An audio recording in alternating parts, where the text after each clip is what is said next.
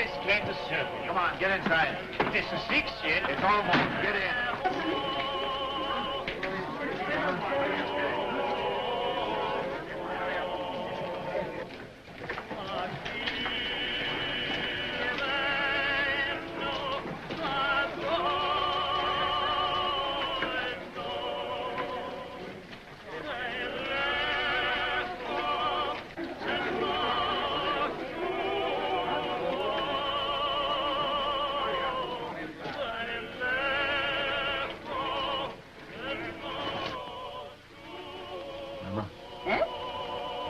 Locking up time. The money hasn't come yet. It's a long road from Hamburg. It'll be here in the morning. Yes, but if anything should happen, all that money, 10,000 gulden. Eh? So much this journey? 7,000 in one lump from Prince Lowenstein's agent. And then all the small sums, 10,000 at least. The roads are dangerous. Tomorrow morning it'll be here. Ah, we should be thankful, Maya. Business is good, eh? Nearly 1,000 gulden since morning. Mama. Eh? That agent. Did you notice him? What? There he sat, sly and smiling, planning to rob this poor old Jew Rothschild. And here I was, so innocent, a little child, a baby, in fact. And there was that fine old clock that his master had sent him to bargain for. Yes. And when at last I let him have it for less money than it cost me, I could see in his eyes how pleased he was that he got the better of this little baby. Sold it under cost? A spat to catch a mackerel, Mama. He thinks he's so clever, and I'm so stupid. Always make them think they're clever.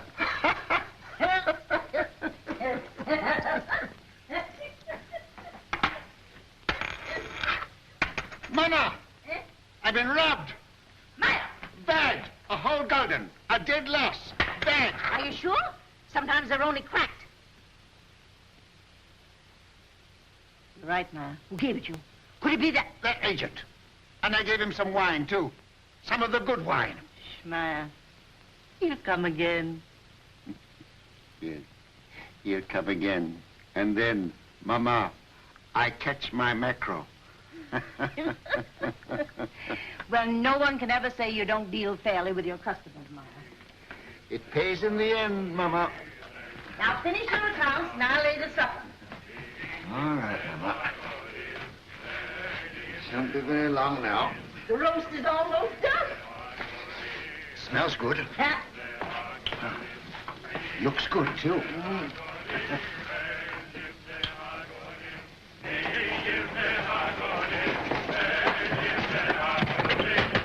Mama, quick, it's Nathan. Mama, the tax collector. Oh. Papa, the tax collector. He's down the street. Cut door. The tax collector, boys.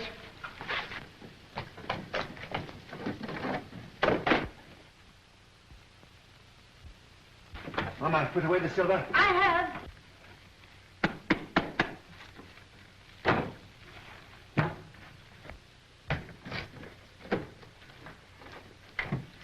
Don't forget my account book. Oh, run away. What do you know about it? Everything that's in one collector goes. Take those hats off. Here, Mama. Yes.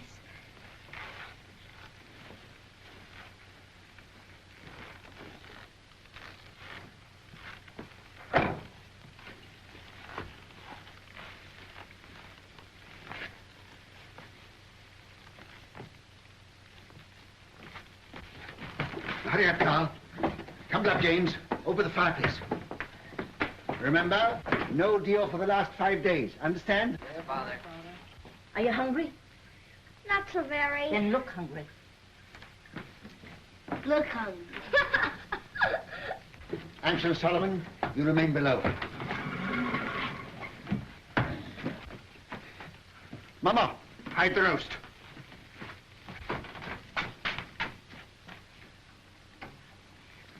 Get off, Dick.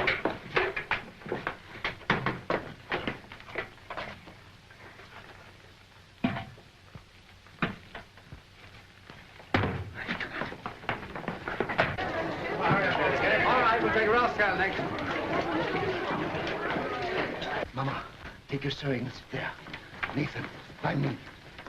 Nathan, take your hands out of your pockets. Open up, Jew.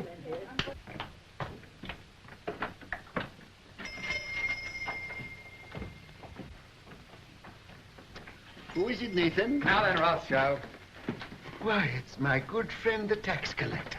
bring out your account book. Certainly, sir. Here it is. I was just looking over it. Things are very bad. I was saying to my poor wife, Gudula, this is our friend, the tax collector. Never have I known such a bad month. No. For 5 days, not one gulden have I seen. Customers come, yes, but they don't buy. No. And no one's traveling these days, so my exchange business is worse than nothing. I shall soon starve. Starve, eh? Huh. Something smells good. One of our neighbors must be having a roast. Close the window, Mama. What do you take me for? Now bring out the real books. Real books? Why, Excellency, I don't understand what you mean. Rothschild, you're doing more business than any Jew in Jew Street. You're going to pay 20,000 gulden. 20,000? Why, a count of the big merchant in the city doesn't pay as much as that. That's another matter. He's outside the ghetto. Oh. He's not a Jew. Oh, if you were going to kill me this instant, I could barely raise 1,000 gulden. Upstairs. That's the house. Pull the beds apart.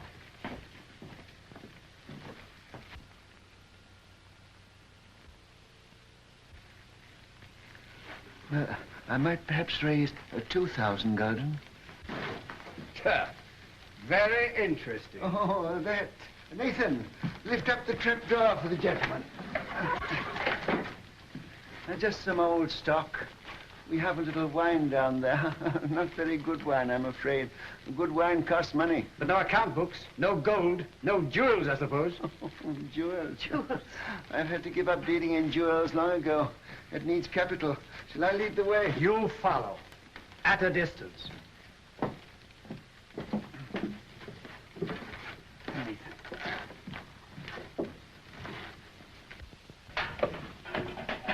Stand up, Jew boys.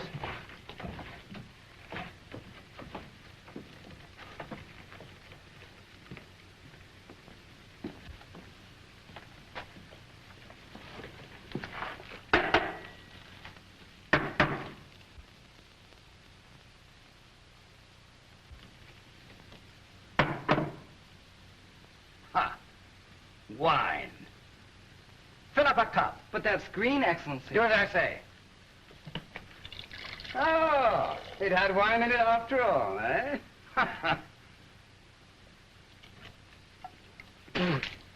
Slop. Yes, sir. That's what we drink. Ah. But there's some here that father keeps for his special customers. Won't your Excellency try it?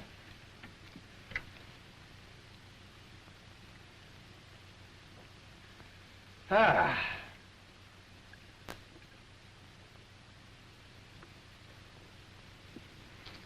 Ha. You old fox. It's good. Your Excellency does us honor. Rothschild, apparently you've been telling me the truth. So do you know what I'm going to do? No, Excellency. I'm going to charge you 20,000 gulden just the same. But I can't do it. There's not that much money in the whole ghetto. Rothschild, you'd like to pay only 2,000 gulden again, wouldn't you? Yes, Excellency.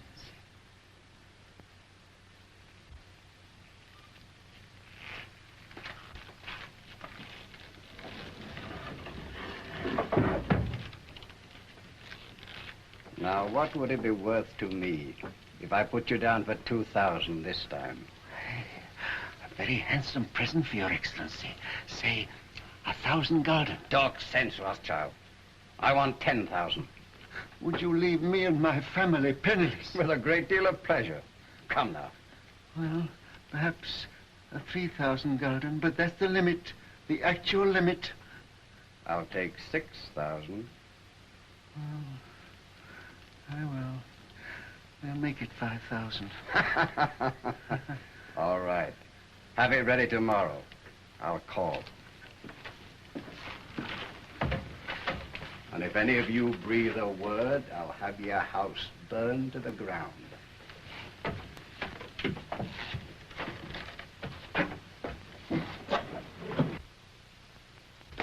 Boys, you did well.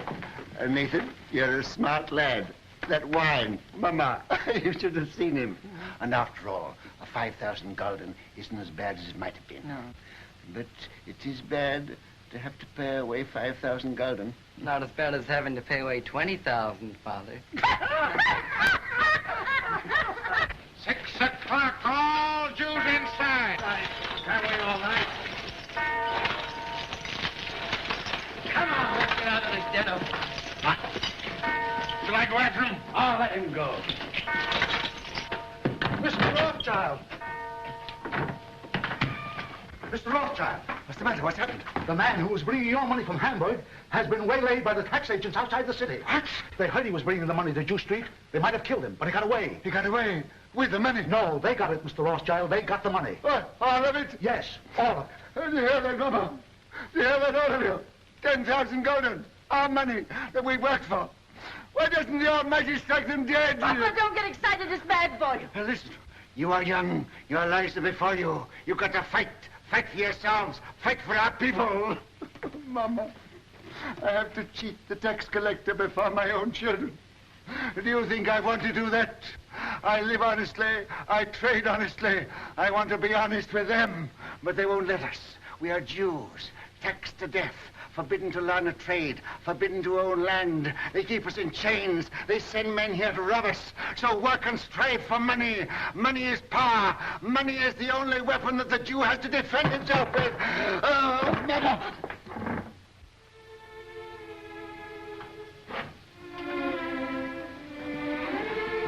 Come, he wants to speak with you. All of you.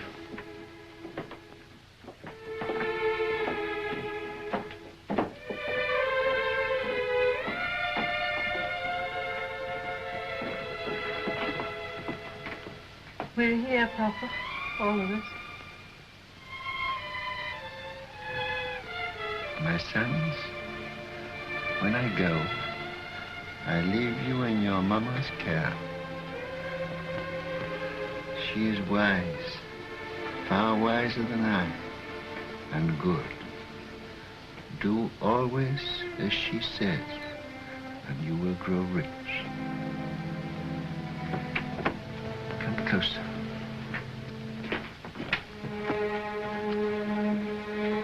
Much money is lost through sending gold by coach from one country to another. In times of war, it is seized by the enemy. In times of peace, by thieves. You are 5 brothers. I want you each to start a banking business in a different country. One to go and open a house in Paris, one in Vienna, one in London. Choose the most important centers, so that when money is to be sent from here to London, let us say, you won't have to risk life and gold and shell here in Frankfurt. We'll just send a letter to Nathan in London saying, pay so-and-so. And that will be offset by loans from London to Frankfurt. Understand? Yes, In your day, there will be many wars in Europe. And nations that have money to transport will come to the Rothschilds because it will be safe. Papa, you mustn't talk anymore. The doctor... I'm giving advice to our sons, Mama, that the doctor cannot give. Remember, unity is strength. All your lives you must stand by one another. No one brother must be allowed to fail while another brother succeeds. Your 5 banking houses may cover Europe, but you will be one firm, one family, the Rothschilds, who work always together. That will be your power. And when that power comes, remember the ghetto. I shall be here. I shall never leave the house where they were all born. And remember this before all, that neither business nor power, nor all the gold in Europe will bring you happiness till we, our people, have equality, respect, dignity, to trade with dignity, to live with dignity, to walk the world with dignity.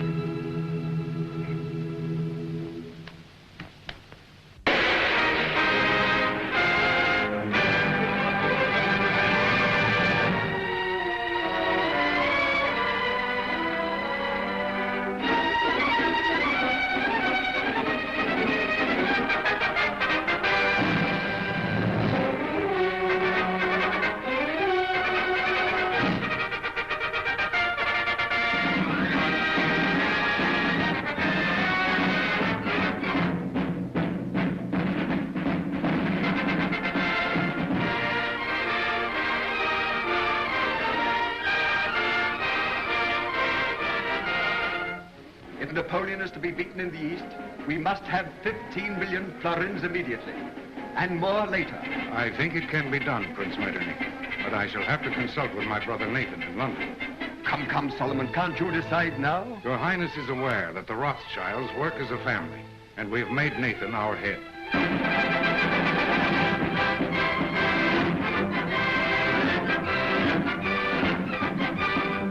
The Rothschild. There can be no peace in Europe as long as Napoleon controls Italy. 16 million ducats as soon as possible. If your Highness will keep the utmost secrecy, I will endeavor to obtain the consent of my brothers.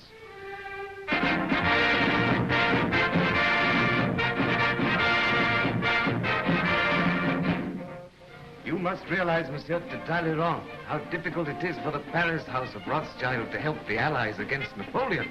My dear Monsieur James, I will be as secret as the grave. But we must have 50 million francs.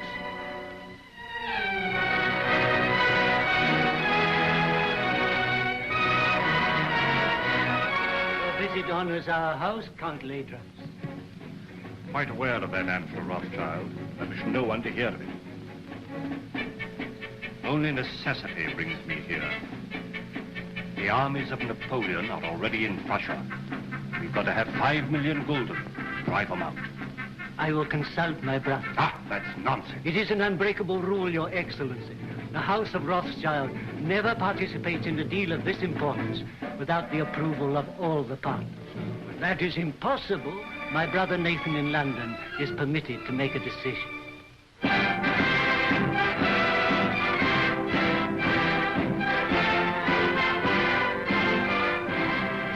It may be that just one more loan will carry us to victory.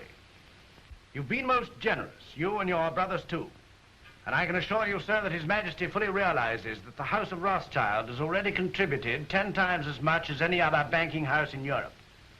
Captain Fitzroy arrived this morning from Wellington's headquarters, and he's told me how much the General appreciates what you've done.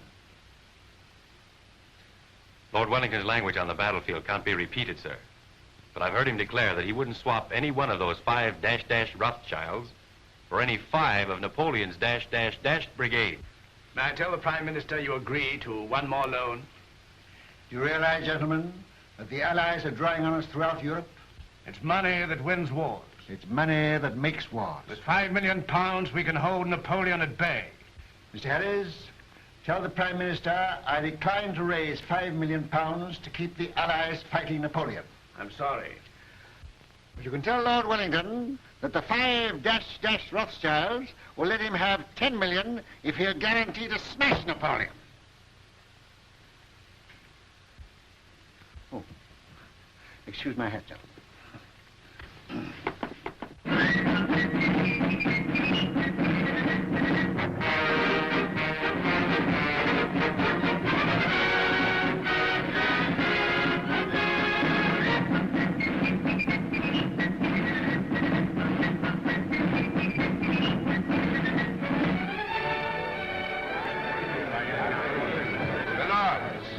Gentlemen, once more England is indebted to her greatest soldier. It is my privilege as Prime Minister to thank him on behalf of England for his glorious achievement. We rejoice at your safe return. My lords and gentlemen, charge your glasses. I give you a toast. His Grace, the Duke of Wellington.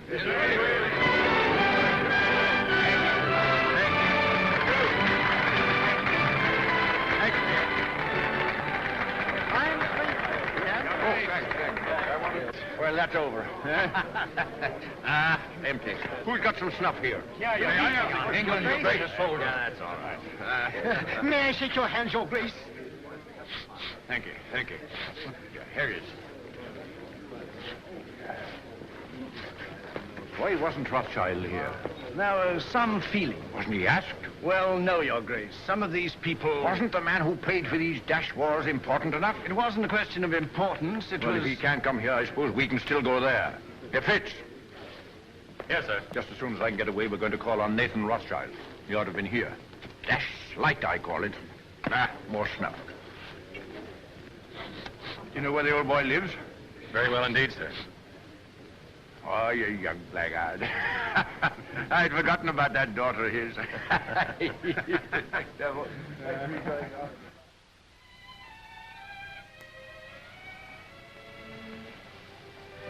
Darling, No, I'm not sorry.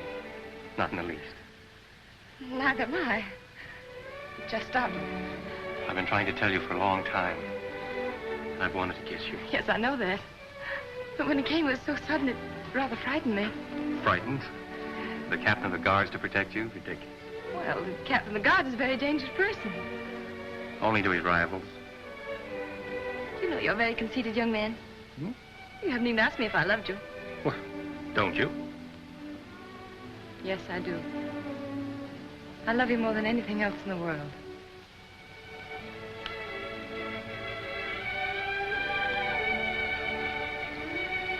And then tonight, after I tuck the Duke into bed, I'll call on your father.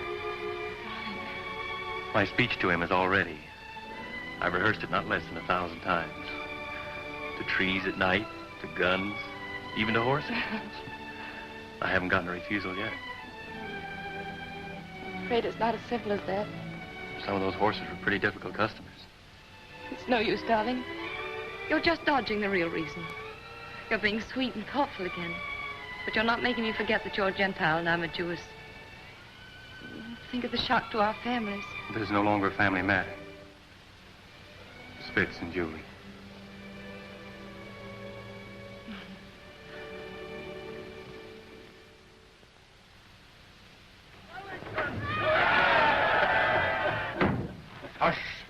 Hush. I've had that crowd at me heels all day. If they had any sense, it's you they'd be following around, not me. Oh, we Rothschilds have had just as big crowds following at our heels in Frankfurt, but not with cheers. Well, I'll cheer for you, gladly. And I hope one day Europe will realize she owes you something more than money. Well, my father was a man of peace. He told us never to loan money to make wars, always to end them. And that's been our principle. Everybody knows that and respects you for it. No, Your Grace, they don't know it. And they don't respect us. Other bankers are jealous of us. The man in the street thinks we're just Sherlocks. And Europe hides its head for shame because it borrows from the Jews. I suppose you know it's that Prussian fellow, Count Lederans, that's responsible for that rot. I know. He hates me and all my race. He's a proper jackass, Rothschild. And he ought to be hanged. I must admit that the same happy thought has occurred to me more than once. You know, it's a danger having a man like that in authority. Always making enemies. Well, that's a danger, as they may need us again. What do you mean? Well, perhaps we're not out of the woods yet. Why, Napoleon's scotched. Napoleon's in exile, but he's not dead. As good as dead, Rothschild. As good as dead. Ah, perhaps. Another brandy, Your Grace. Ah. I've often thought it would have saved a lot of trouble if Napoleon had been born an Englishman. Oh. Where would I be then? Why, his commanding officer, of course. Oh, thank you. Sound brandy you've got here, Rothschild. To the peace of Europe. Well, I'm a soldier, but I'll drink to that. I see, Rothschild. A little secret. Mind you, I oughtn't to tell you this, but I just heard this morning that they're going to float a dash big loan to put France on her feet. An enormous loan. The biggest thing ever issued. Yes? Well, they've got to do something. France has had 20 years of war and the whole country's torn up. But now they've got peace. They're going to get together, the 5 allied powers, and help her out. And the banking house that floats this loan will at once become the most powerful in Europe. Its prestige will be enormous. That's it. Now's your chance. Your Grace, I can't sufficiently thank you for this information. Mind you, it's a dash dark secret. But it serves the chuckleheads right for telling me. They ought to know by now I can't keep a secret. Send a message to Mr. Roth and ask him to come to me here at once. Yes, sir. We'll drink to the house that floats the new French loan. To the house of Rothschild. And its greatest member. Ah, there you are. Miss Julie. Your Grace? Mrs. Rothschild, you've got to watch this young rooster. I'm beginning to understand now why you were always asking for leave to return to London. Now that you do understand, I trust you'll let him come more often. It's against the regulation. Oh? I only saw Julie 5 times, sir. And once when you sent him the dispatches to the Prime Minister, Julie was waiting for him at the corner of Downing Street. That, I hope, isn't against the regulations, Your Grace. Not if he didn't speak to you. We didn't think you knew about that, Nathan. I'm afraid it's time to go, Your Grace. All right. You can't fox this man. He's a magician. There's no question about that. Oh, I see, Rothschild. I've been told you knew about Napoleon's abdication 2 days before the War Office did. Is that true? Yes, but then the War Office never knows anything for 2 days after everybody else knows it. Yes, and then they take 2 more days thinking it over. But how did you do it? They say Indians get things by putting their ears to the ground, but you're not an Indian, are you? No, just plain Jerusalem, with a heart of gold. Well, I know something about sending dispatches. My man Fitzroy here is the best at that. But if I had 20 Fitzes, I couldn't do it in that time. You knew about Napoleon's abdication almost as soon as it happened. How the deuce did you do it? A little bird whispered in my ear. Oh, you don't intend to tell me, eh? Well, I don't blame you. Fitz, we'd better go before he makes us disappear like rabbits in a hat. Mrs. Rothschild, you've a charming home. And a charming daughter. Your Grace. I hope that dash crowd's gone. Ah, thank you. Are they still there? And this is the man who faced the Grand Army. Hush, here, Fitzroy. Yes, sir. Brandy before the charge, always. Ah, there's military tactics for you. There's a young man who'll be a general someday. Thank you. Well, goodbye, Rothschild. And remember, it's a dash dark secret. 1,000 thanks, Your Grace.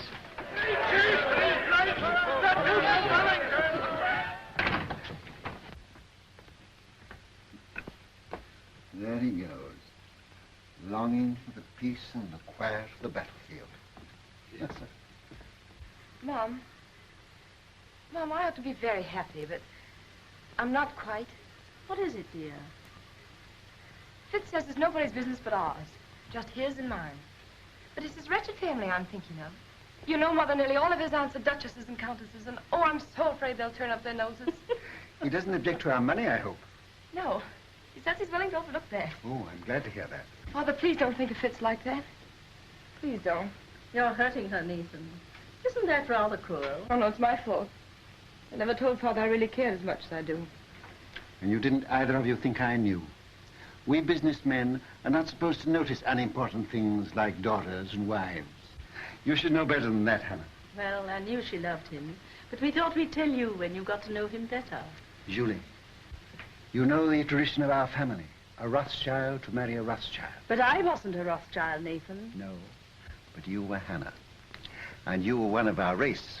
That's what frightens me, Mom. These dreadful prejudices. Could we bear it? Could Fitz bear it? I won't pretend, Julie, that I wouldn't rather you married one of your own people. It's a cruel barrier. Yes. But the world's changed a bit, especially in England. There's no Jew Street here. And they're lifting other chains from us, too.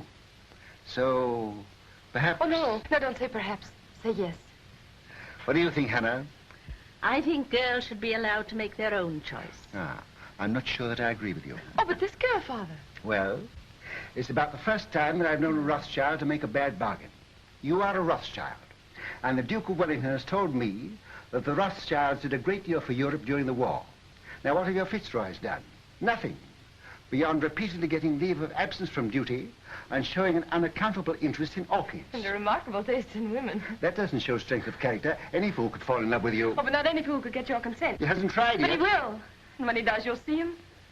Oh, you darling. Here's Rose looking positively shocked. Don't go, Julie. Oh, but I must. I'm engaged. Where are you going, Julie? I'm going out to the orchid house. Look at the orchids. Roth, I sent for you because I have tremendous news. This message must go to each of my brothers at once. By what His Grace calls our magic. Great news. Yes, indeed.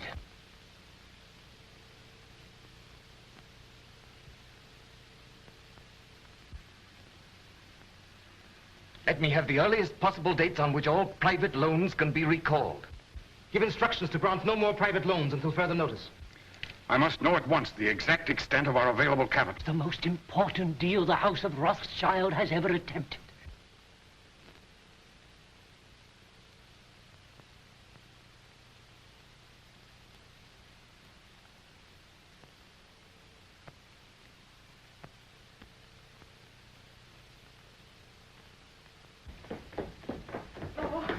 Let me look at you. Oh, you really look so very nice. I'm sure I don't know how they could refuse you anything you asked. I'm not depending entirely on my profile, Julie. Where's my hat? Oh, the carriage hasn't come yet? I'll take a hack. That's what I like to do. It always makes me feel so independent. Sure you won't let me put a little perfume on your handkerchief? Quite sure. You're so calm. Aren't you excited at all about getting this great loan? Who'll be there? Representatives of all the big banking houses in Europe.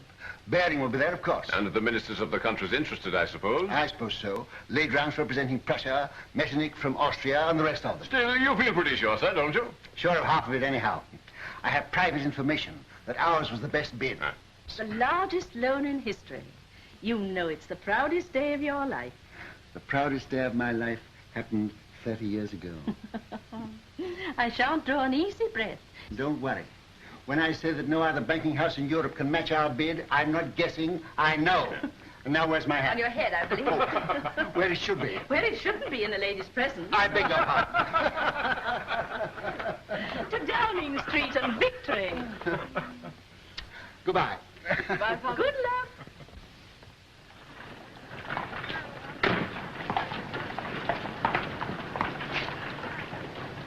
Thank you, sir. But, Mr. Rothschild, even your daughter, Miss Julie, pays me more than this, sir. Miss Julie has a very rich father. I haven't.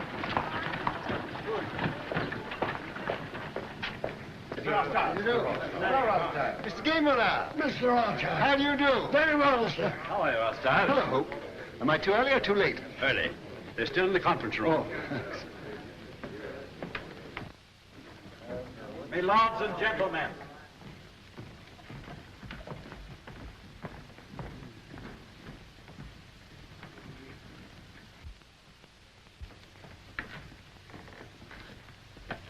Your hat. Oh. Thank you, Mr. Baring. The meeting is called to order. Gentlemen, bids for a French loan for 450 million francs have been received and recorded. Offers to take all or a part of the issue of bonds, the greatest single issue in the history of European finance, were received from the following banking houses. J. Lafitte and Company, Paris. Gay Muller, Vienna. Hope, London. Bertrand de Lis, Madrid. Baring and Company, London. It is the decision of the conference that the highest authoritative bid is that of Baring and Company, London. They will be awarded 3/4 of the issue at 71. There being no further... But you're mistaken, Mr. Harris, there is. Mr. Nathan Rothschild. I'm compelled, my lords and gentlemen, to draw your attention to what must certainly be an oversight. I regret to say, Mr. Rothschild, the decision must stand. But my house sent in its bid to take the entire issue, and our price was a point better than Mr. Baring's. Why is that not recorded? Perhaps Count Ledrance would like to explain the situation to Mr. Rothschild.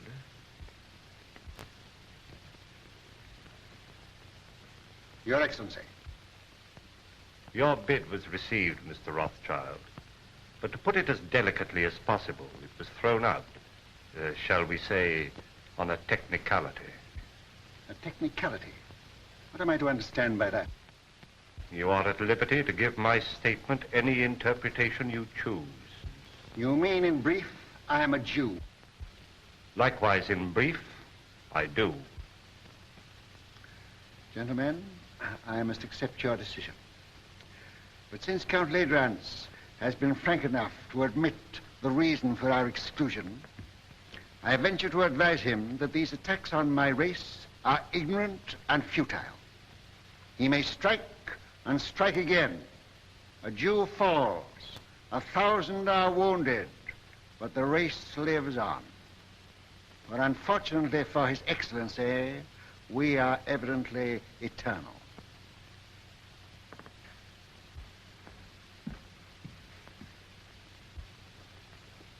Mr. Harris, you say that Bearings take 3/4 of the loan. May I ask who takes the other fourth? That is being taken up by Count Ledrans, Prince Metternich, Count Talleyrand. I see. A family party. Good day, gentlemen. Your luck is out, Mr. Rothschild.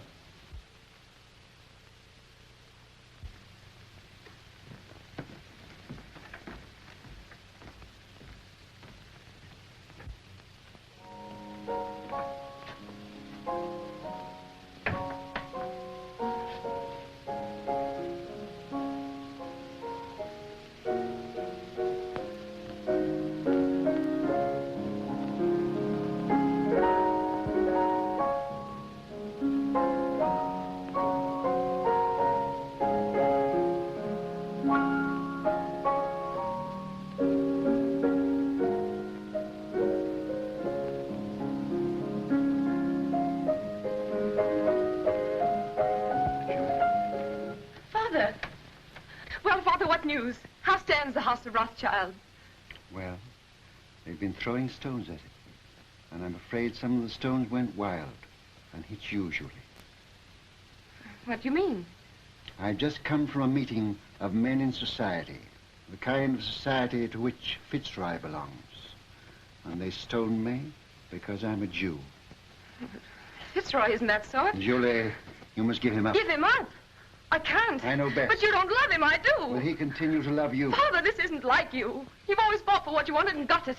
Well, perhaps I'm a fighter, too. This fight's been going on for 2,000 years. But things are changing. You said so yourself. I was a fool. I thought we'd swept away these prejudices, but I was a fool. Fitz knows what he's doing. We've talked this thing all over. We're ready to face the consequences. While you're young. But what are the years to come? There's no one else in the world for me but Fitz, and I won't give him up. Well, Nathan, what is it? They didn't outbid you. Yes. My bid was thrown out on a technicality. A technicality? Because I'm a Jew. But they did me a great service. They showed me just how they were going to behave to Julie if she married into their set. You'll do as I bid you. I'll try, Father. Nathan, what have you said to her? You can't ruin their lives. No, I'm going to save them. Hannah, she mustn't continue to see this man. You must get her away. But where? Take her to Frankfurt and take her west. Excuse me, sir. I heard the result of the meeting and came to offer my sympathy. Oh, well, thanks. If you have any spare sympathy, you might keep a little in reserve for Baring, Ladrans and Company. I don't think they need it, sir. No, they may later. Do you realize that Ladrans, Metternich, Talleyrand, and the rest of the party are taking a fourth of this loan without a penny between them? But they'll make millions on the rise. Ah. He's tired. Perhaps I'd better call again later. Ralph, if you could buy government 4% bonds at 60, would you pay 74 for them? No, sir. Would you, Hannah? Goodness me, no. I thought not. Nathan, what's in your mind? Murder. Hannah, I'll tell you exactly what's in my mind. And this may interest you, too, Roth. Baring and those others headed by Ladrans I've taken this new loan at 71. On the first of the month, they're going to offer it to the public at 74. It pays 4%. But there is already in existence a previous government bond which also pays 4%, of which we have a large holding. This bond is now selling at 73. Hannah says I'm tired, but I'm not too tired to realize that if the public can buy one government bond for 73, they won't buy a new issue bearing the same interest for 74. That's true, sir. But Baring and the other bankers will run up the old bonds, and when they rise to about I 75... know what you're going to say. They'll make the old ones rise, and then launch the new ones a point lower, and the public rushes in. Quite so, sir. But suppose there is no rise. Suppose somebody pricks the balloon and it doesn't go up. Suppose before they can run it up, somebody else begins to run it down. Suppose by the first of the month, these old bonds now selling at 73 should fall down to 63. Then they couldn't possibly launch the new loan at 74 because nobody would buy it. No. And Baring and Ladrans and his little band of bankrupt brigands will wait for it to go up. But suppose instead of going up, it still goes down to 55, to 50, to 45, to 40, why they'll never be able to launch the loan at all. And by gad, that's where it's going.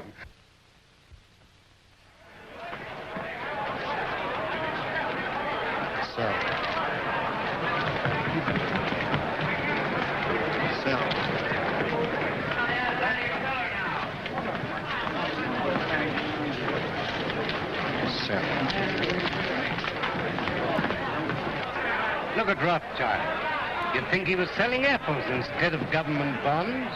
Bonds are now at 53. All right. I'll keep on selling till I tell you to stop. You're creating something like a panic on the exchange, sir. I know. What kind of a flower is this that Hannah gave me this morning? I don't know, sir. Very pretty. Smells nice, too. Mr. Rothschild, do you know what you're doing to the market? What have you heard? My dear fellow, I don't hear things. I just imagine them. You know what kind of a flower this is? No. 52! 52! That means I'm down about 25 million francs. And you the same, Ladrans. Can't something be done to stop him, Baring? You're the biggest banker in England. Are we all to be ruined by the gymnastics of a dirty Shylock? I've thrown the entire resources of Baring's bank into the pool, but I can't stop it. He's got us on the run. Right. I bet you half a crown that Baring makes straight for this post within 2 minutes. I'll take you, sir. I'm tired of losing money. I'd like to win some.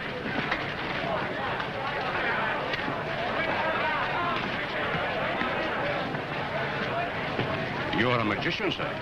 Here he is. Mr. Rothschild, I don't have to tell you this is nothing less than slaughter. You know my position. I'm responsible for this new issue at 71, and you're making it impossible for me to put it on the market. We are both bankers. You knew I ought to have had a share of this loan. Why did you shut me out? Certain pressure was brought to bear on me. Ha! Ladrans. Well, yes. Then let Ladrans speak for himself. All right, Mr. Baring. I'll come. I'll follow you.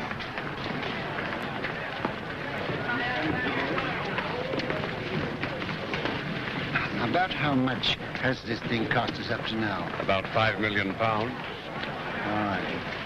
We'll make 10.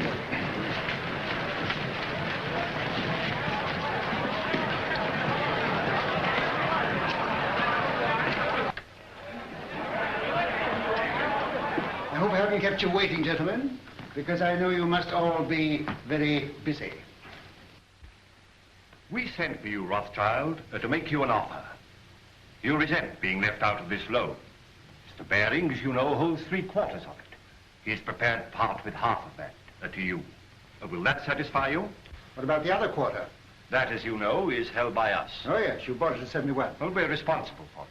You bought it at 71. It was allotted to us. And not against your will, I hope. Certainly not. So you bought it at 71. What do you mean, bought it? Can you pay for it at 71? You know perfectly well that no one is prepared to pay in full for an entire issue. Were you prepared to pay anything?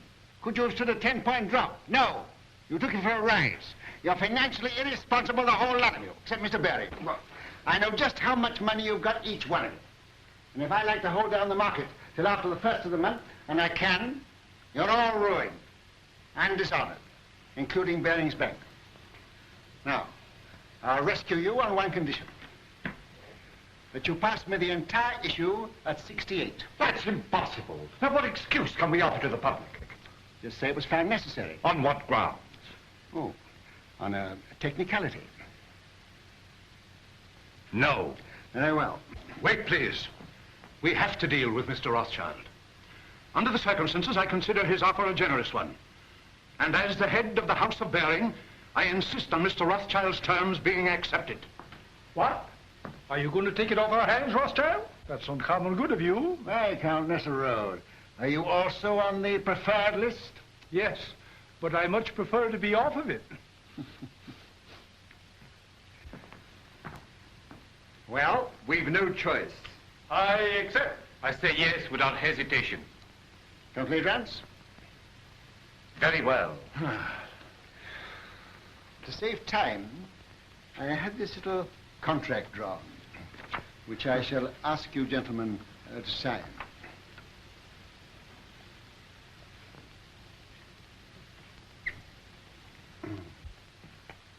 You seem to have been very sure of yourself.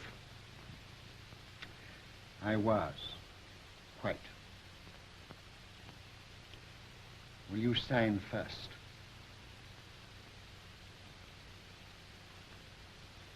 $49.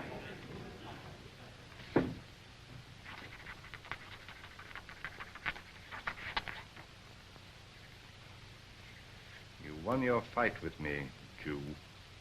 But remember, victory may be bought too dearly.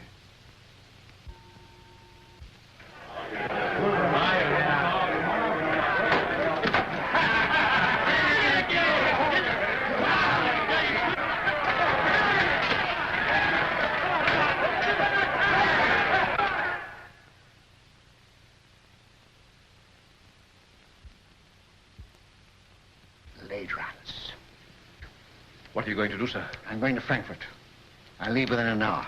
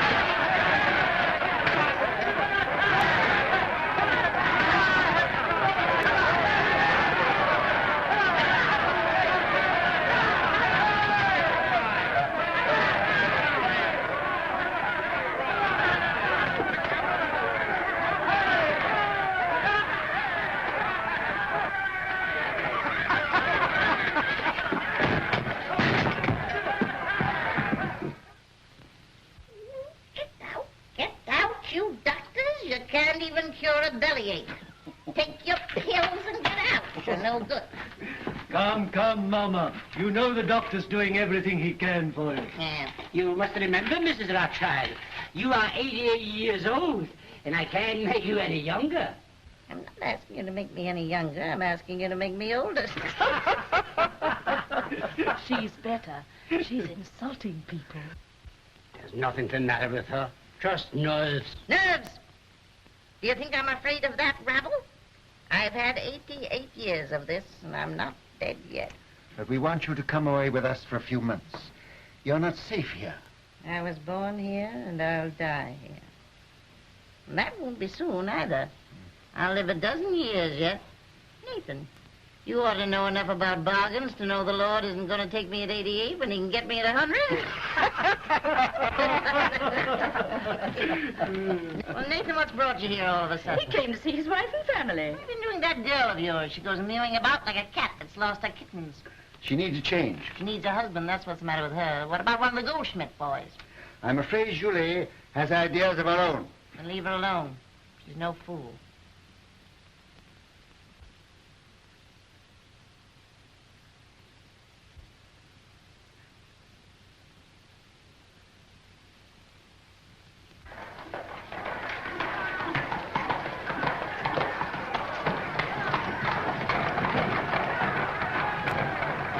Can you tell me which is the Rothschild house?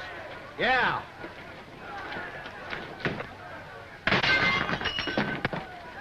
That's it.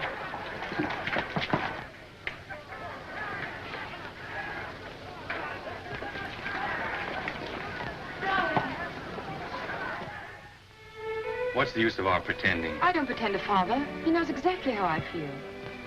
But you see, darling, he's determined too. But you know we can't give each other up. Sending you away from me only makes matters worse. Did you tell him you'd give me up? I told him I'd try. I don't seem to be trying very hard, do I?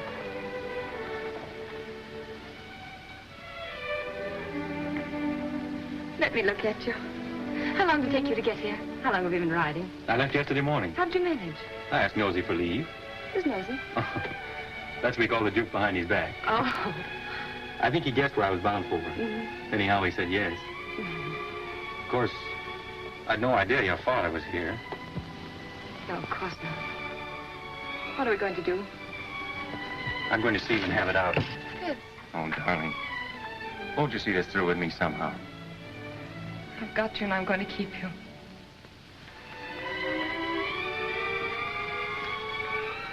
Then will you be very brave? A soldier. And wear this ring. Oh, yes. It's one of those family things. My mother wore it. Oh, it's lovely. What's the meaning of this? Father, Fitz has only just arrived. I saw him and brought him in here. Does your mother know? No. No, nobody knows but us. Why are you here? You knew my wishes? I came here for the same reason you did, sir. I heard there was trouble and Julie was in danger. Go to your mother. I'd rather stay and hear what you have to say to Fitz. Please go, Julie.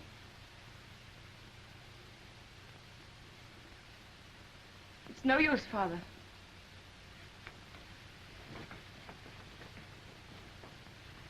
I had a good reason for keeping you and my daughter apart. I desire that you respect my wishes. If Julie weren't agreeable, I wouldn't be here, sir. But her happiness is involved as well as mine. Unfortunately, we differ as to where her happiness lies. What has changed your attitude toward me, sir? Captain Fitzroy, I doubt whether there's a single man in London today who would suspect me of being a sentimental fool, which apparently I have been. But fortunately, I have a certain amount of common sense, which sometimes comes to my rescue. You'll please understand that your attentions to my daughter are objectionable to me. What is your objection? You're not of our race. That's an objection I think you might have raised a great deal earlier, I sir. was a sentimental fool. Walk through this ghetto. Go into the Jewish quarter of any town in Prussia today, and you'll see men lying dead. Julie's people killed by your people for but one crime, that they were Jews. Now do you understand? I'm sorry, sir, but I still love Julie. Julie is a Rothschild, and she'll not marry without her father's consent. Good day.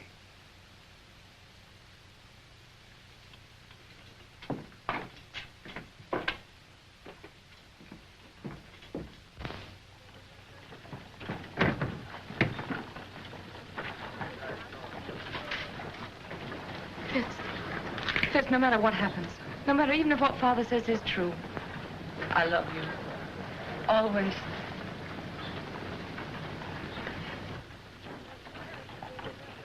The Jews of Prussia know that this uprising is the direct result of your quarrel with Ladrans, and that has made them bitter against you. Fools, Nathan has done more for the Jews in England than any man who ever lived. England isn't Prussia. Ladrans has his agents everywhere. They spread lies and propaganda. You've got to put the screws on. Money is the only screws we have. And now, with Napoleon in exile, Ladrans and the Allies need us no more. It's queer, isn't it? We fight for the peace of Europe, and with peace, we lose our power. Well, you've got to do something. They burned down the Levy's house last night, and they burned down this one if they dared, but they're afraid of me. You tell all those kings and ministers you feed that if they don't stop this outrage, you'll stop their pocket money. If I thought Ladrans would listen, if I thought I could make him call off his dogs, I'd go to him. But now, don't worry, Nathan, and make yourself sick. The Lord isn't going to desert us. So take a rest. Leave the work to him. If there was only some way you could handle Ladrans. For the sake of our Jewish people, I think you should go to him, Nathan. Grovel at his feet, eh? All right. If you think so, I'll go. He must have his price, and whatever it is, I'll pay it.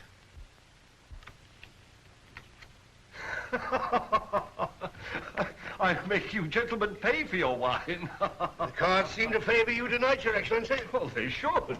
They're my cards. Ah, Colonel.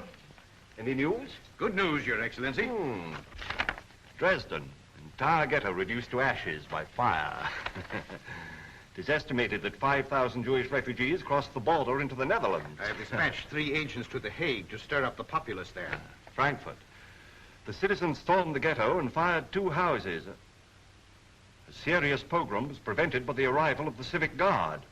Who ordered out the civic guard? The burgomaster, but he won't interfere again. We've explained Your Excellency's campaign. That's splendid news, Colonel. I have still better news for Your Excellency. Yes? Nathan Rothschild is in Frankfurt. He arrived from London last night. If he tries to leave, I want him arrested at the border and brought to me here. Yes, Your Excellency. Upon what grounds? Make your own grounds. Yes, Your Excellency. The House of Rothschild. The house with the red shield. I'll make it red.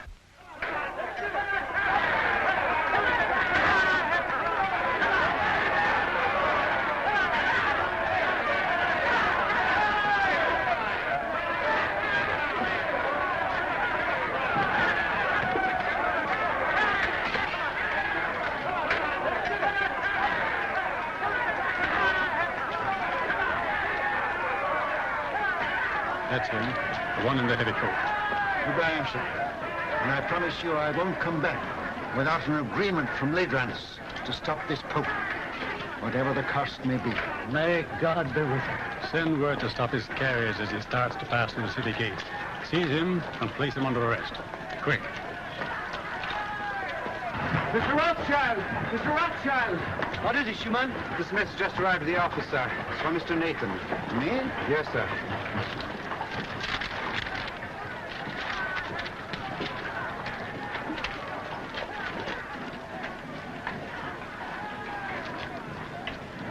What is it? Napoleon has escaped from Elba. The French are rallying to his banner by thousands. This means war. Another war. Now you can go to Ladrans. Now he needs you, and we'll have to see him. No, I won't go to Ladrans. Ladrans will come here to the ghetto. Michael, bring my baggage back. I'm not going. Very well, sir. Of course, Wellington, I'm Prime Minister, but you're the idol of the people. My dear fella, I'm going to retire quietly to the country, surrounded by me dogs and me books and... Yes? For his grace. Ah, for me, eh? Will you excuse me? Yes, yes, yes. Oh! That blasted little Corsican is back. What? Ladrans. I gave orders not to be disturbed. It's important, sir.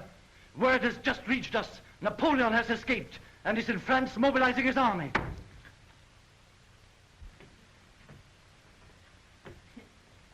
Mama, dear. Yes?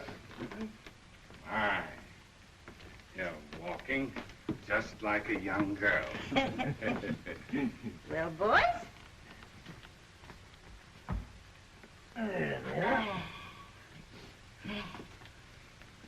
Come here. Let's have another look at you. Yeah, you're all growing up, aren't you? Nathan, I think you're getting fat. I'm proud of you.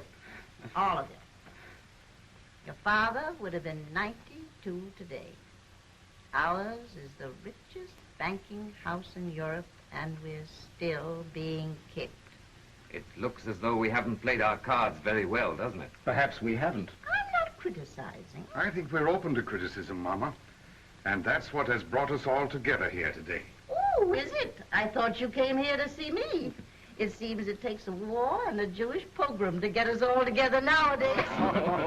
Now, that's not fair, Mama. You know we Well, always don't come. let's waste time in compliments. What have you come for? James. Nathan, you run the English house, and so you have the sea between you and trouble. But we, Carl and Solomon and Amschel and I, are here in the furnace. I know. And with Napoleon on the map again, our position is intolerable. Napoleon will be in Paris in a week, with the whole army rallying to his banner and deserting Louis.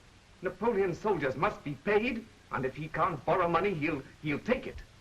Has he suggested a loan? Yes. He sent for me as head of the Paris house. I went to see him in Lyon, and he made a definite proposal. Now listen, Nathan, before you give an opinion. We've issued 450 million francs worth of bonds for a government which started packing at the first blast of a bugle. Napoleon guarantees the payment of these bonds down to the last centime, and on future loans he agrees to double the interest offered by his enemies.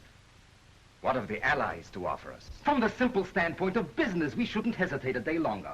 A refusal to support Napoleon means not only the probable loss of a murderous sum, but James's Paris business, my Naples business, will be wiped out like that. And Amschel's and Solomon's are in great danger. It's no longer a question with me. We should support Napoleon. As far as I can see, the Allies seem to be under the thumb of a tyrant from Austria and a scoundrel from Prussia. Metternich and Leidrans. Mama has said we are still being kicked, and she's right. For a quarter of a century we have stood with the Allies, and apart from what we've got out of it personally, houses, fine clothes, carriages, as Jews, we are just where we started, in the Jew street, waiting for the change to be put up. I agree with the others. We've got to transfer our support to Napoleon and start over again with him. Well, son? You're right, all of you. Every word you've said is true. But still, we must fight Napoleon. Why?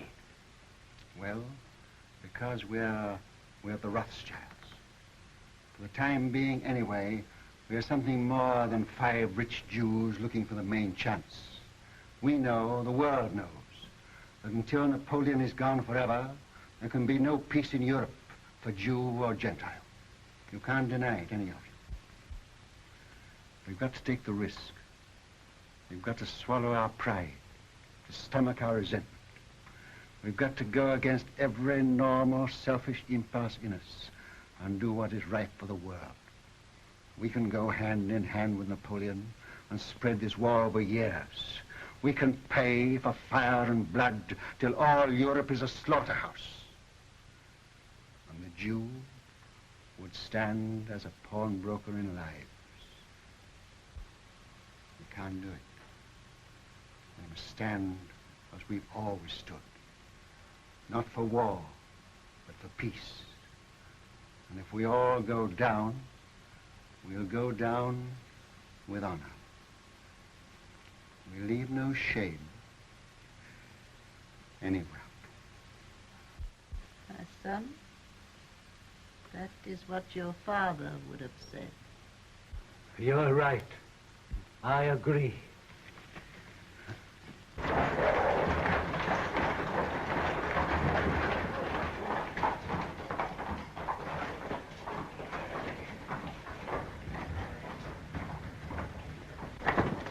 The house with the red shield, Your Excellency.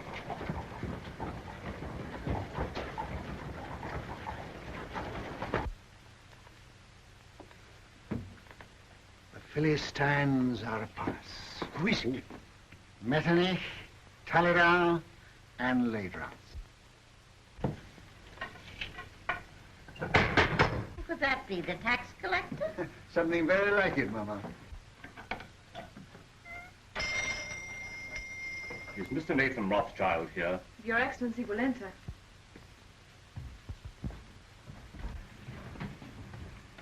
Lords, this is a great pleasure. But how did you find your way? The Duke of Wellington was kind enough to supply us with a guide, Captain Fitzroy, who has, I believe, been here before. Won't you come in? My brothers and I were speaking of you only this moment. Prince Metternich. I won't burden you with introductions, except perhaps to my mother, who was startled by your arrival. She thought you were the tax collector, Count Ledrans. Welcome to our ghetto. You will forgive this unexpected visit. Certainly. We were expecting it. Then we may assume you know precisely why we are here. Not the precise amount, but approximately. May I congratulate you on your brilliant son, Madame Rothschild? Yes, I'm told I'm the mother of half the loans in Europe. I am here at the request of the Duke of Wellington and the Allied governments. In that case, my brothers too are interested. Won't you sit down? We will not intrude very long. Well, you're chained in at 6. Speaking for myself, I admit that I come as a penitent. We've not always treated you quite fairly, Nathan. And now, frankly, we need you. You should join Wellington on the field of battle. He once told me that the test of a great general is to know when to retreat and to have the courage to do it. The Allies need money. And we're not asking you to give anything.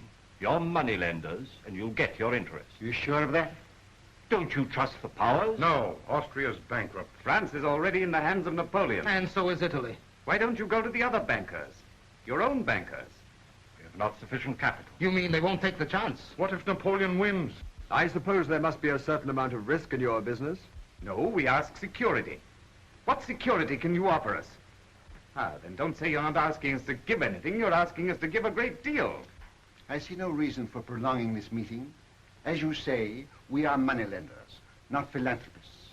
We do it for profit. You may as well know that Napoleon has offered us twice as much as you can promise us, and we've decided to take his offer. Gone over to the enemy, eh? I must admit, I'm amazed. How will Napoleon get the money to pay you? Steal it. But that's not our business. I always thought you stood for peace. For 20 years, we've been supporting the peace of Europe. Now we're thinking of the peace of our own people. The Jews? Yes. Napoleon will give us our freedom. That's why we are for Napoleon.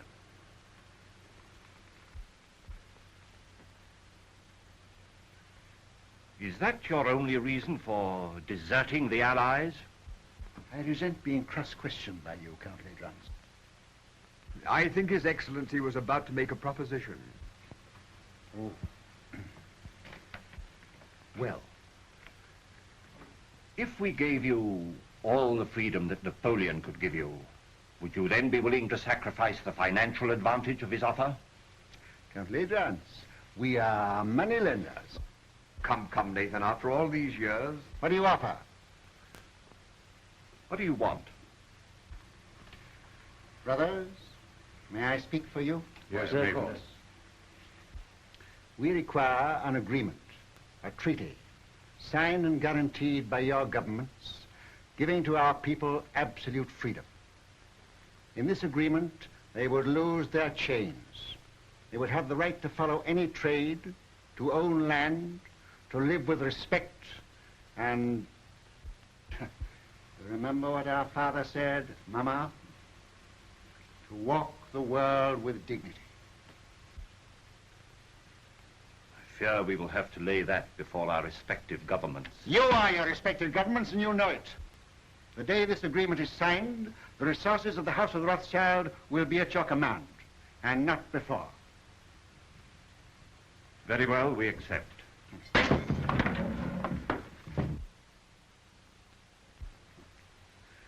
Pray excuse this, my lords. Some Gentile has evidently strayed into our quarter.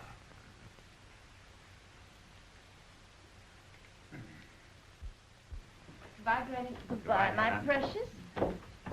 Goodbye, dear. Who's got my hat? Oh, here you are, Father. Oh. James. Father, I'll go out of the carriage with Michael. All right, my dear. James, it's of vital importance that we should have first-hand news from the field of battle. Somebody to be close to Wellington's troops. Whom can we trust? In time of war, nobody. What about you? Will you do it? Yes. And I'll get word to you every day. Of every move they make, the instant they make it, and always by the usual method. Oh, Mama? I'll come to the door with you. Oh.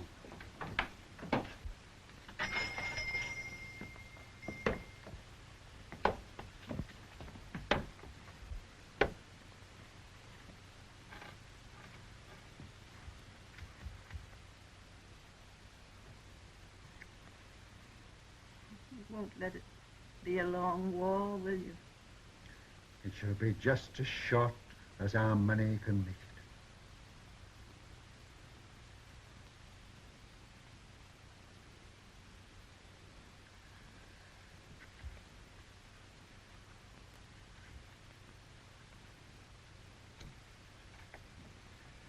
Good luck. Goodbye, Mama.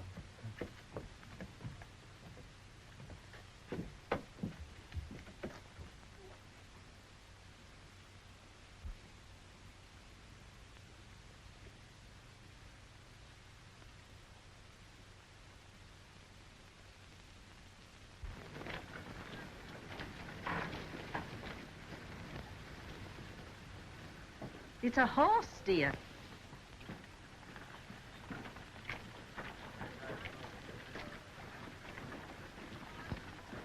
This time I'm here by command of the Duke of Wellington, sir.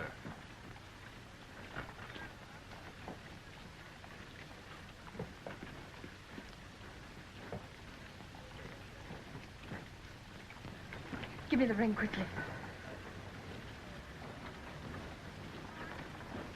Darling.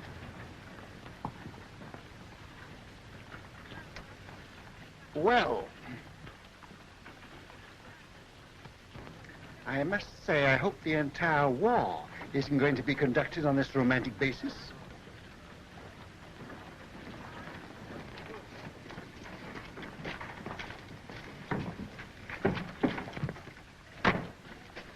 Seven Fitzroy, I give Napoleon 100 days, no longer. If at the end of that time you're still alive, and you seem to be the type of young man that can't be killed, you can come and talk to me in London. Thank you, sir. I shall count the days.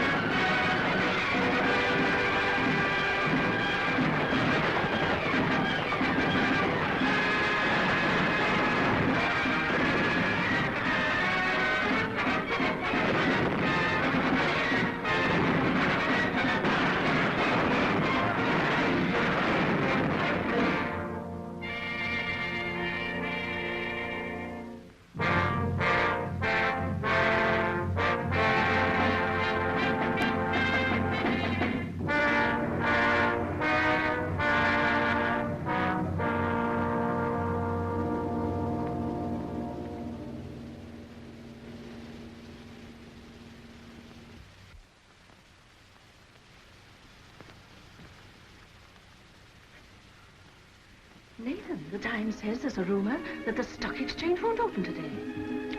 I wish it were true, but it isn't. Hannah, sit down.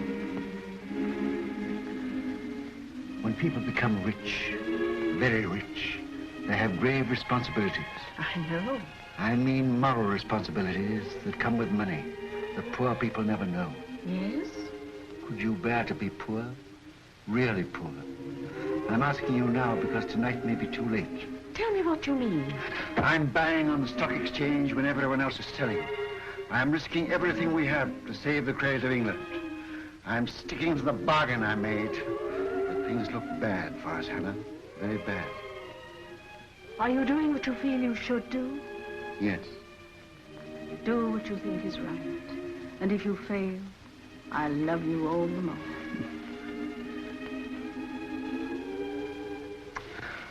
And whatever happens, with your love and your flower in my buttonhole, I'll still be the richest man in the world. Father, Mr. Roth's brought a message. May we hear it? It just came, sir. I thought you should have it before going to the exchange.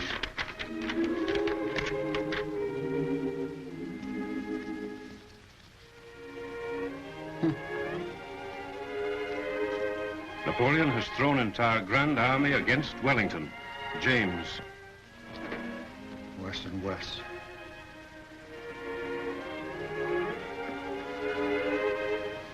Poor shoe lady. These are hard times for young lovers. Father, you said you gave Napoleon 100 days. This is the 100th day. Fitz hasn't come back to me.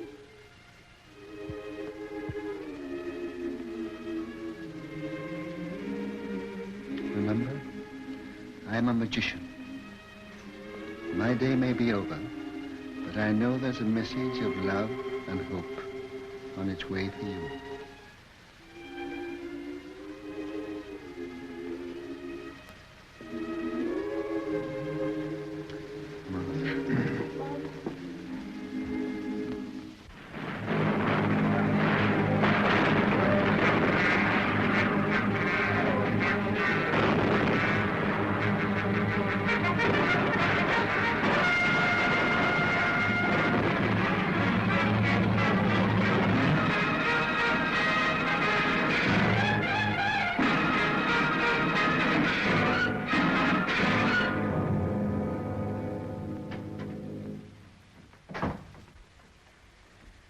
Am I to continue to buy? Yes. But it's sheer suicide, sir. Buy. Support the market. But we can't possibly keep it up, sir. How long? It's 2 hours to closing time. Can't hold on for 2 hours. Then stop this insane buying. No. I made a deal with Ladrans and the rest, and I won't go back on my word. Buy till we break. But do you realize, sir, that you're holding more than any man ever held in the history of the stock exchange? We've picked our horse. We'll back it till it drops. But here are messages from your brothers begging you to hold back. You're alone in your judgment. Are you blind? Where will Europe be if England is bankrupt? And if I can't hold the market, England's credit is gone. But no one man can hold a nation's credit single-handed, Mr. Rothschild. One man can try. I'm fighting in the only way I can fight, with money. I'm giving all I've got to give for the peace of Europe. And whatever other Englishmen do tomorrow, I buy today. Mr. Rothschild, forgive me, but while rumors reach the exchange that Wellington has been defeated. It can't be true. I should have heard long ago. We owe so much to you. Will you do one thing more? Come and show yourself on the exchange. They say you're ruined and dare not face the music. There's a wild panic. Your presence may steady the market. I come.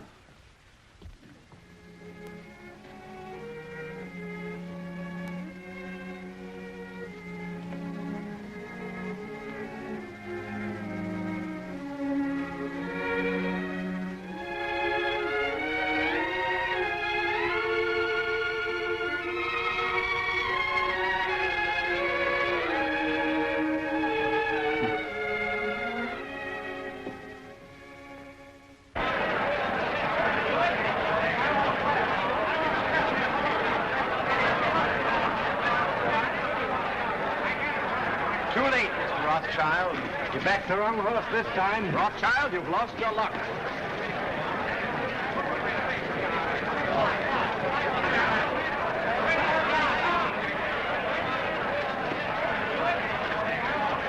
Michael.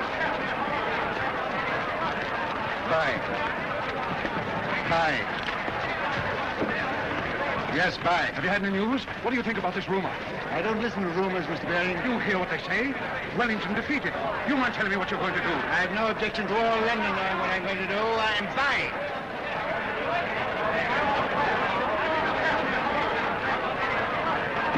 Mrs. Rothschild asked me to give you this. Did she come here to the exchange? Herself? Yes.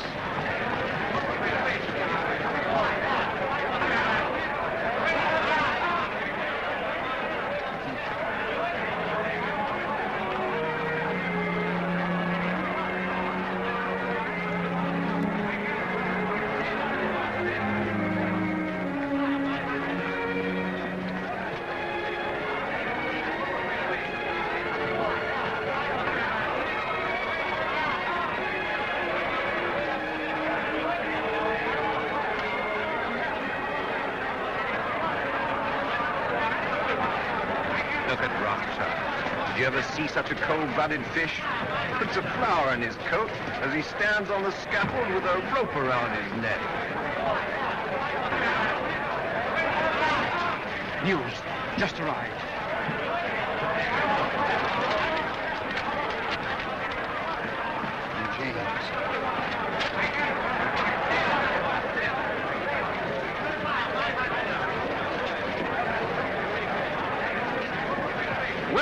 victorious at Waterloo. Napoleon defeated. The war is over. Gentlemen, listen, listen. I have news. News from Waterloo. Napoleon is beaten. You've been overbuying. Don't play tricks on us. It's important. It is true. Wellington has won at Waterloo. Where? How did you get the news? Yes, how did you get the news? I carry a pigeon. My pigeon post from the battlefield. Now you know our secret. Now will you buy? Buy with every security you have. Buy without security. Buy with your clothes on your back. Buy.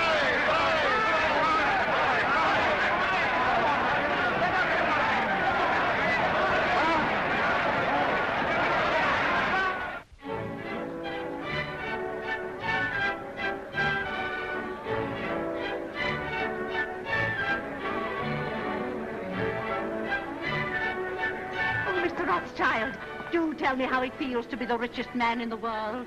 One has to be very clever to make a fortune these days. Perhaps, but far more clever to keep it. Really? Well, I wish you'd tell me how to make money on the stock exchange. What's the recipe? Oh, same as for a cold bath. Quick in and quick out. Excuse me.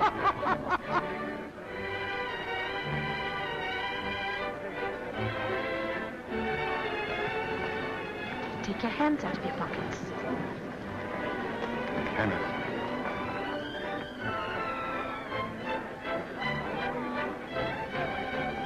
Strange, isn't it? If young people like that should be just as interested in romance as you and I are. May I congratulate you, young people? Thank you, Your Grace. Nathan, you're worried about something. Yes, Hannah, I am. I'm confoundedly worried. What is it? Well, Mr. Rothschild, my congratulations. Harry, George, just the man I wanted to see. I'm very worried. Which knee do I kneel on when I go before His Royal Highness?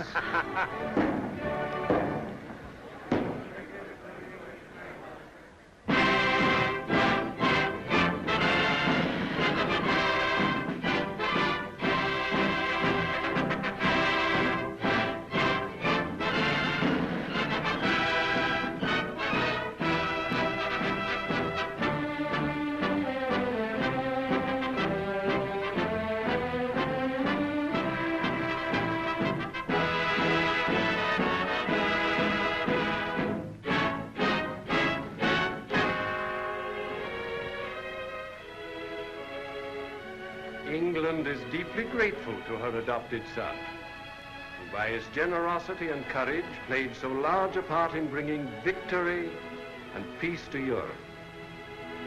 His loyalty never wavered. His faith in England never faltered. To England, he has brought nothing but honor. And for England, we thank you, Baron Nathan Rothschild.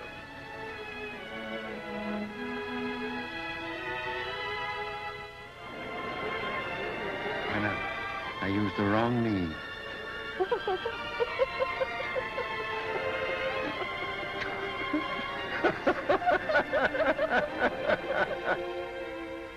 To trade with dignity, to live with dignity, to walk the world with dignity.